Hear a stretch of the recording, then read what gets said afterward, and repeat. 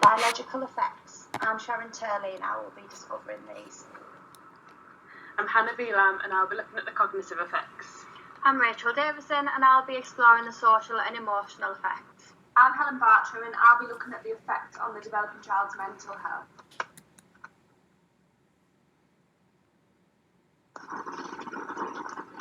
"41% of pregnant women in the UK drink, despite knowing that they are pregnant. 19% of those who drink more than 7 units in one session. Drinking alcohol while pregnant, especially in the first trimester, increases the risk of miscarriage, premature birth and low birth weight. Drinking alcohol after this time can affect the baby and its development. It's heavily advised to avoid all alcohol throughout pregnancy. It's recommended that no amount of alcohol consumption is safe during pregnancy. Therefore, the research within this presentation includes any amount of alcohol disclosed. This presentation classes anyone under the age of 18 as a child.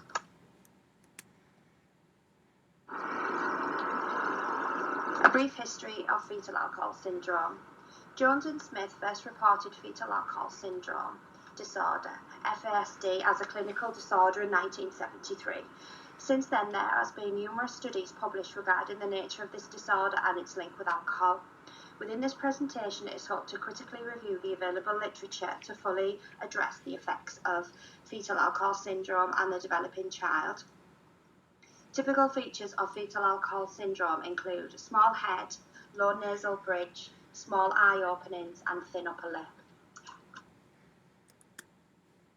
Findings. As previously mentioned, the term fetal alcohol syndrome was labelled by Jones in 1973. The term fetal alcohol effects was created a year later in 1995 by Ayres et al. This was relating to the number of traits similar to fetal alcohol syndrome, which were previously recognised in studies of laboratory animals. In 1996, the Institute of Medicine developed 4 main diagnoses: FAS, fetal alcohol syndrome; PFS, partial fetal alcohol syndrome; ARBDS, alcohol-related birth defects; ARND, alcohol-related neurodevelopmental disorder. Finally, in 2004, Warren et al. Used the umbrella term fetal alcohol spectrum disorder to describe all 4 individual diagnoses due to the spectrum of damage caused by alcohol consumption in the expectant mother. A review of the literature shows obtaining information on alcohol consumption during pregnancy and the biological effects on the developing child is challenging when focusing particularly on FASD. This is because of the number of variables associated with maternal risk, such as 1, time of alcohol exposure; 2, quantity; 3, frequency; 4, other drug use; 5, number of pregnancies; 6, nutrition; 7, socio-economic status; 8, maternal age. That's only to mention a few. Study methods use a number of different approaches to gather data, such as surveillance, applying a number of various approaches, questionnaires and population epidemiological reports. May et al. 2019. The issue with collecting this type of data is the reliability in obtaining genuine and authentic reports on maternal drinking behaviours, which is needed to investigate fully the effects of FASD. Early studies show there are 3 major factors involved in diagnosing FASD in individual. 1, maternal exposure and risk; 2, cognitive function and neurobehaviour; and 3, developmental, physical growth and structural defects. However, detailed information on core factors on maternal drinking is evidently missing for a large number of cases. Without detailed information on maternal risk, it is difficult to attach any specific link to FASD, Erickson 2007. Therefore, the reporting of alcohol consumption during pregnancy seems to be inaccurate, and this may be due to the stigma and shame associated with drinking alcohol whilst pregnant. A review of the literature of fetal alcohol syndrome characteristically displays 2 main themes. Holm et al. 2005 and Stratton et al. 1996 shows clinicians are more likely to diagnose children with FAS or partial FAS than they are the lesser growth retarded cases such as alcohol-related neurodevelopmental disorder. This seems to be due to the specific recognisable characteristics of fetal alcohol syndrome disorder, making it easier to identify. However, more difficult to detect syndromes such as ARBDS and ARMD are relatively less diagnosed. Secondly, the variability of traits in alcohol-exposed children was broken down into subsections, such as alcohol consumption by quantity, which is the frequency, and timing, QFT. Mulford and Miller, 1959 and 1960. Maternal risk being measured by quantity, amount of alcohol consumed by the mother during pregnancy, and the frequency, how often the expectant mother drank, and the timing in her first trimester, for example, when important anatomical features were developing, May 1995. However, how reliable these two characteristics are in providing evidence to support the diagnosis in FASD is questionable. Binge drinking, undeniably defined as 3 or more drinks per occasion, correlates high with dysmorphia, May et al. 2007 and 2008, and has been found to be the most damaging form of alcohol consumption on fetal development, Abel 1998, Pearson West 1986, Livy et al. 2003. Accuracy and honesty of self-report. Evidence shows expectant mothers' habits are grossly underreported according to the Centres for Disease and Control and Prevention. And there is evidence to suggest that retrospective studies show significantly higher levels of alcohol use when investigated outside of prenatal clinics. Floyd et al. 1999, Hannigan et al. 2010.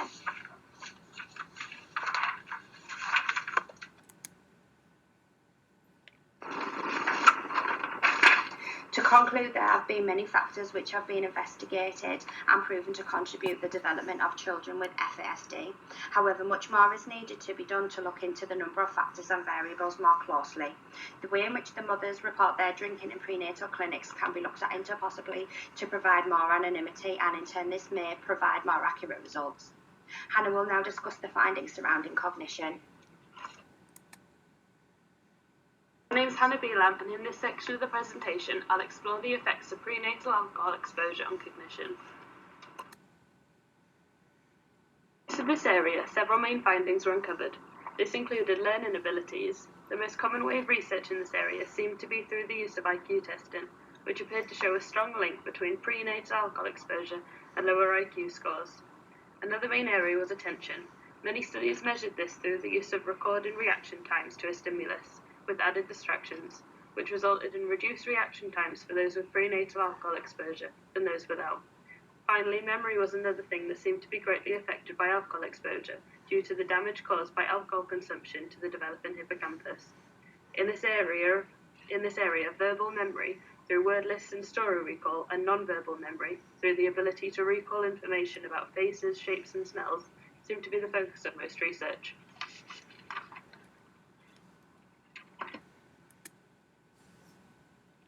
Found that 4-year-old children whose mothers drank on average 3 drinks per day while pregnant were reported to have an average IQ of 5 points less than those not exposed. Also, Sayal suggested an association between alcohol exposure and learning abilities of 11-year-olds. The results of their study showed that not only was there a risk of learning through a lower academic attainment level, but also a higher risk of hyperactivity and attention. On the other hand, Erickson found no significant association with prenatal alcohol exposure and IQ in children. However, this study looked at women's drinking levels at any time between 7 and 39 weeks of gestation, which could have an effect, as those who drank well in the first few weeks may have had a larger effect on IQ, but were looked at as a whole instead of focused on intervals.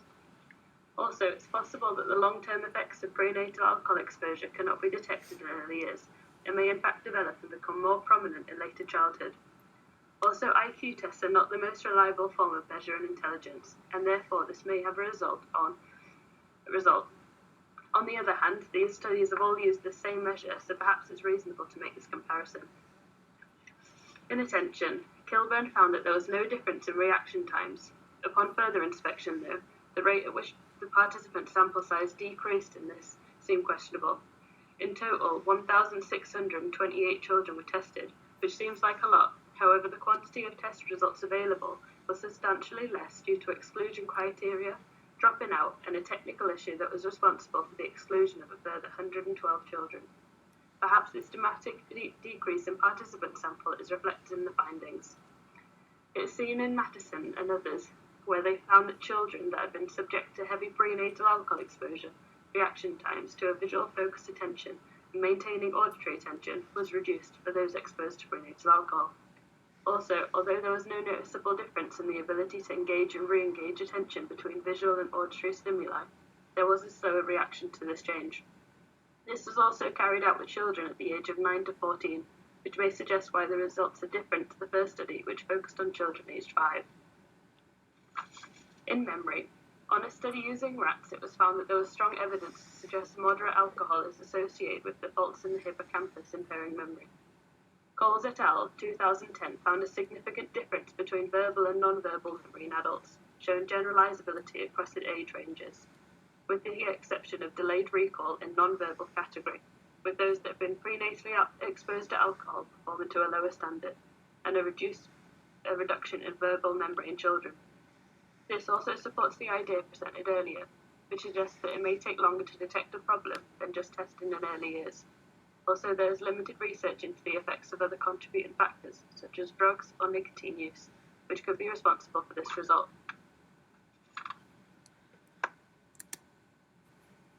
Research shown here, it's clear to see that prenatal alcohol exposure is responsible, or at least a very strong contributing factor to the deficiency of several cognitive functions, resulting in a decrease in abilities compared to those not exposed. These findings can be applied to real-life situations, such as in hospitals, to raise awareness of the dangers of prenatal alcohol consumption on pregnant women in order to reduce the risk of cognitive deficiencies. Ideas for future research include looking into the suggestion that many women who consume alcohol when pregnant are thought to be more likely to use other substances, such as nicotine through smoking. The link between these uses should be looked at, and their impact on the individual should be explored. Not only does prenatal alcohol exposure have an impact on cognition, it also has an effect from a social and emotional perspective, which Rachel will now discuss. Social and Emotional Development by Rachel Davison. This section of the presentation will focus on the effects of prenatal alcohol consumption on social and emotional development. Findings. Alvik, Allen and Lindeman's study used the Strengths and Difficulties questionnaire to examine the emotional and behavioural defects which can occur in a child who has experienced prenatal alcohol exposure.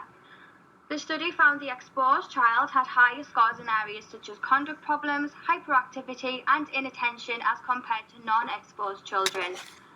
Studies have found children who were prenatally exposed to alcohol had higher levels of insecure attachments compared to non-exposed children.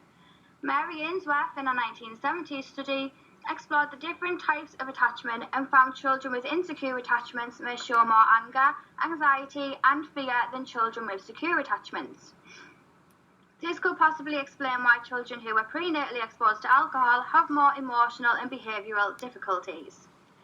In regard to adolescents, various studies have found prenatal alcohol exposure is related to poor social skills, inappropriate sexual behaviour, increased antisocial behaviour and even violating the law. Olson et al. Gave parents of fetal alcohol syndrome children the Vineland Adaptive Behaviour Scale.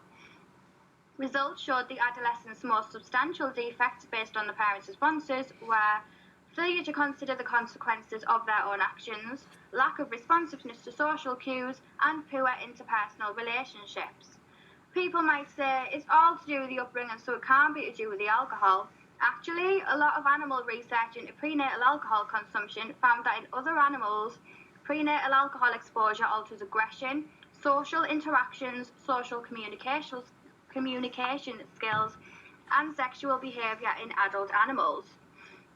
This could support the literature supporting the defects are associated with prenatal alcohol consumption and not with external factors such as the child's upbringing. Critique of the literature.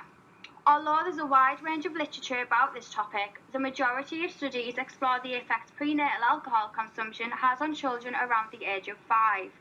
Erna states this is because research has shown children around preschool age demonstrate the most defects with cognition, behaviour and social and emotional development from the prenatal alcohol consumption.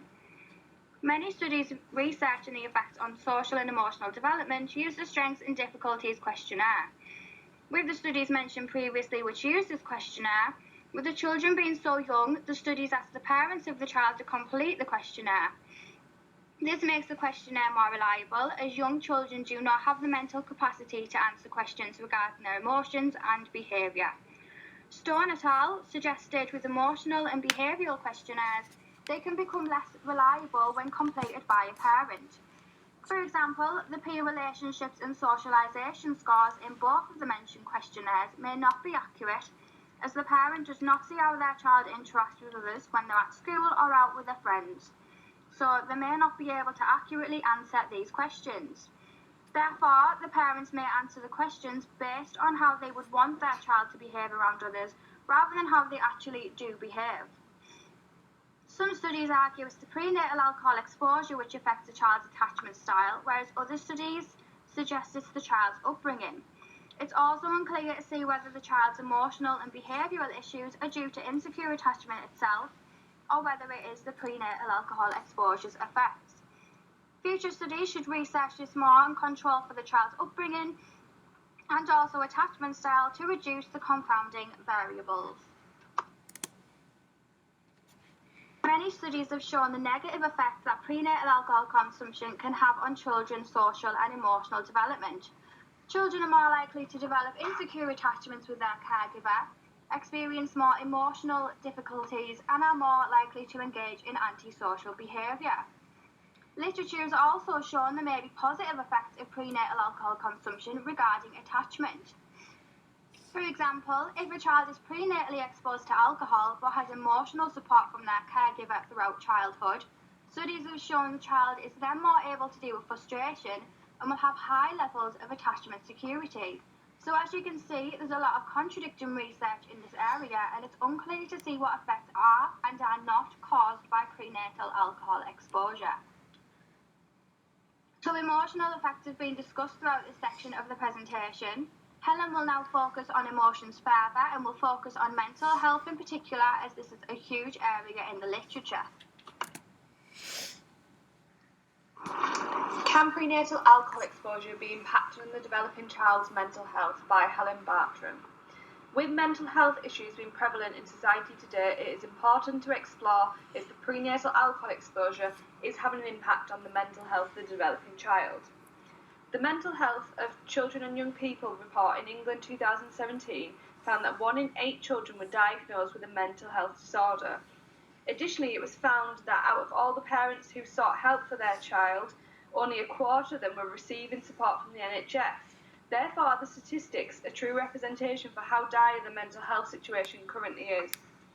Alcohol is heavily linked to mental health issues, but can prenatal alcohol exposure be linked to the mental health issues in the developing child? Lots of studies investigate the link between prenatal alcohol exposure and the impact that is having on the developing child, with findings supporting the negative impact that prenatal alcohol exposure has on the offspring's mental health. From the literature, it is evident that there are 3 main areas that the exposure is negatively affecting. Those areas are depression, ADHD, and conduct disorder. The research from O'Connor in 2001's findings supported the hypothesis that prenatal alcohol exposure increases the risks of depressive symptoms. However, this particular research used self-reported questionnaires to collect data, which can often lead to self-reported bias. Nevertheless, the study provides a valid argument for the need for monitoring alcohol use in pregnancy to enable intervention work in early childhood to try prevent the development of depression. Sale et al. In 2014 investigated the link between prenatal alcohol exposure and ADHD. This research suggested that alcohol exposure in the womb does increase the risk of hyperactivity and inattention problems in the offspring. This was identified in women who binge drank during pregnancy. The data was gathered using postal questionnaires. This method carries strengths that the participants would be more likely to disclose information if their data was anonymised by post. There is always a limitation when using self-reported measures that participants will be honest and have a good recall. As this study only collected data at 18 and 32 weeks, it could be argued that recall at 18 weeks for the first trimester may not be strong. Milana 2013 suggested that the first trimester is the most vitally important time for development of the fetus. This is defined as the first 14 weeks, those being the most sensitive weeks of development in the womb. Future research in this area should focus on the alcohol exposure throughout that time frame to gain a more accurate view of the alcohol intake linked to ADHD, measuring throughout the first trimester rather than at week 18 as a first recall point. Despite the limitations of this study, it is evident that it's highly possible there is a link between ADHD and prenatal alcohol exposure. Methodological changes could highlight further to what extent this is having an impact. Finally, conduct disorder was the last of the three problems which was highlighted from the literature. Larkby et al. In 2011 linked prenatal alcohol exposure to conduct disorder. This study possessed lots of very strong methodological points. It was longitudinal, which is a strong research method for development studies, as specified by Karuna et al. In 2015. It also focused on the first trimester, which is previously discussed as a vital time period. However, a limitation to this study is that the data was collected from interviewing the participants, and it cannot be disregarded that they are more likely to have disclosed had it been anonymous on a questionnaire than in an interview. To critique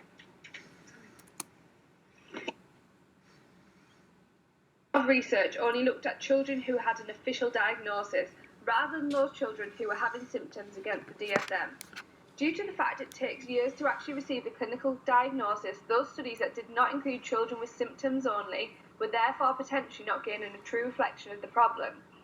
Research as a whole failed to investigate causality. Future research should look at poverty, as poverty is highly linked to harm from alcohol, and children that come from low-income family are 4 times more likely to experience mental health problems than those who come from a high-earning family. It should aim to explore the link between social class and alcohol use, and social class and mental health problems, to enable interventions and support to be put into place for expectant mothers. Additionally, qualitative research could potentially gain a richer understanding for the mother's alcohol habits, and therefore be able to create an intervention, education and support programme to try reduce the amount of alcohol consumed during pregnancy.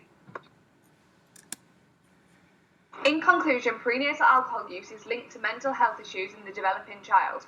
Although this presentation only covered the 3 main areas highlighted across the literature, there are still more potential links to different areas of mental health problems.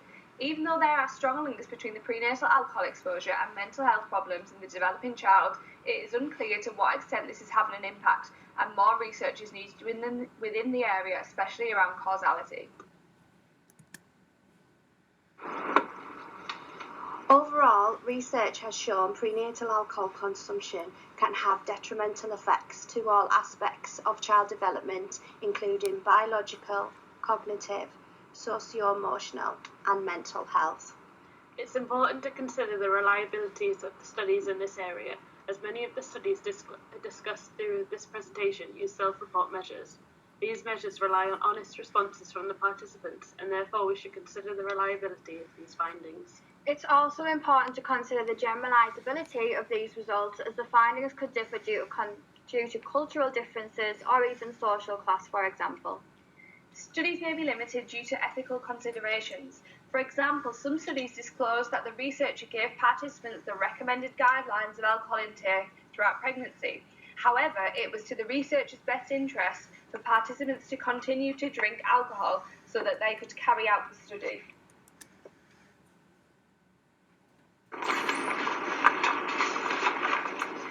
The group consisted of 2 mature students and 2 younger age students. I felt this worked very well within the group dynamic, as it brought experience alongside fresh ideas. I enjoyed working as part of a group, however I was very conscious of letting any of the team members down, and this added a little to the anxiety of the task. Due to outside influences, I had been absent from university for 2 of the 6 weeks we had to complete the presentation.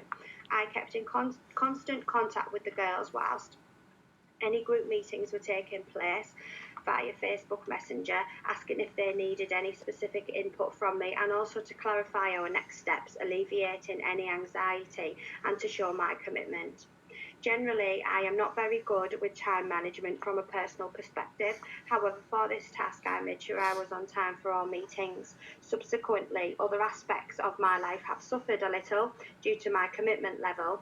Nonetheless, I felt I had to prioritise this work due to the nature of its importance and my final mark within my last year at university. Reflection after my time in this group, I've uncovered several aspects of my contributions to the team that need improvement in order to help not only my future group activities but also in the workplace. One of the skills I feel I've lacked in this activity was the motivation to sit down and work on my own. Whilst working together, we worked hard to arrange times where we could all meet and work as a group. However, this was not always enough time, and therefore it was required for me to put in extra time at home. I attempted to set my own deadlines to have sections ready for, however this didn't always work as I often let myself off, which made me panic as I soon had a lot of work piling up, and I felt as though I was letting my group down. This is something that I've noticed I do often in other pieces of work, where I've ended up leaving things to last minute and handing work in that perhaps wasn't the best I could have done. I believe a reason for this was due to the struggle within our group to narrow down our ideas. This took several attempts and ate into the time that we had to create the presentation. As someone that finds timekeeping difficult, I struggled a lot with the frequent changes in the beginning. Because we changed our minds, I struggled to find the motivation to start putting in extra time at home, as I worried that if I did, the topic would change. After we decided on a topic though, I adjusted quickly and was able to spend time on my section of the presentation. So one thing I really struggled with during this assessment was dealing with stress. It felt like we didn't have much time to do the assessment to start off with, and then I had to juggle this with carrying out my dissertation study, so it felt like I had a lot of important things going on at once, and I didn't really know what to prioritise. Along with this, my group changed the topic of the presentation twice before we stuck with this one, so it felt like we were wasting time almost for the first week or so. To try and manage the stress I was feeling, I started going to the gym, which I actually found really helpful. I found I could spend an hour or so a day just working on myself, not thinking about university and all the work that I needed to do, and I feel like having some me time actually helped reduce the stress I was feeling. From this, I've learned that this helps me a lot, and I will continue to do this throughout the rest of my time at university and also throughout life to help me manage stress in the future.